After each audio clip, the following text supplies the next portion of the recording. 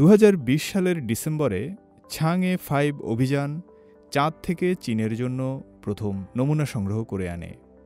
এটি চীনের 3 পর্যায়ের চন্দ্র অনুসন্ধান কর্মসূচির একটি সফল অভিযান। কক্ষপথে প্রদক্ষিণ, অবতরণ এবং নমুনা সংগ্রহ 3 কাজেই সফল হয়েছিল ছাংয়ে-5। সম্প্রতি বেইজিংয়ে ওই মিশনে পাওয়া চাঁদের নমুনার প্রদর্শনী উন্মুক্ত করা হয়েছে জনসাধারণের জন্য। এটি চীনের প্রথম দীর্ঘমেয়াদী বৈজ্ঞানিক প্রদর্শনী, যাতে চাঁদের মাটি এবং চীনা বিজ্ঞানীদের যুগান্তকারী গবেষণা দেখানো হয়েছে। আমরা চন্দ্র নমুনার অনেক বৈজ্ঞানিক গবেষণা তথ্য প্রদর্শন করেছি। বিজ্ঞানকে জনপ্রিয় করতে আমরা চেষ্টার কমতি রাখিনি।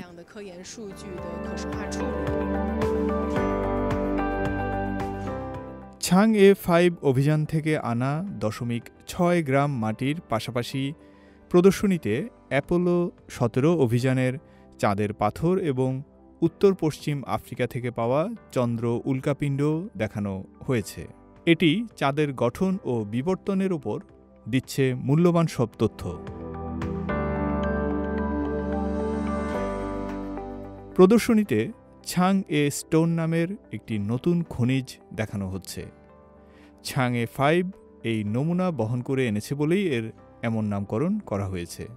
এটি চীনা বিজ্ঞানীদের আবিষ্কৃত প্রথম এবং সামগ্রিক বিবেচনায় ষষ্ঠ চন্দ্র খনিজ।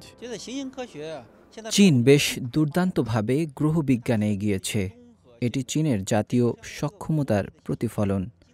ছাংয়ে-5 জন্য অবতরণ অঞ্চল বাছাই করা, ফেরত আনা নমুনার গবেষণা, চাঁদের খনিজ নিয়ে আমাদের জানাশোনা বেশ উন্নত হয়েছে।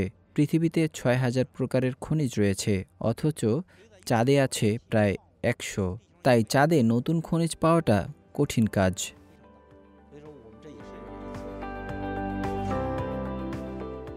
বিদায়ী বছরের ছাংয়ে-6 মিশনেও নিয়ে আসা হয়েছে চাঁদের মাটি।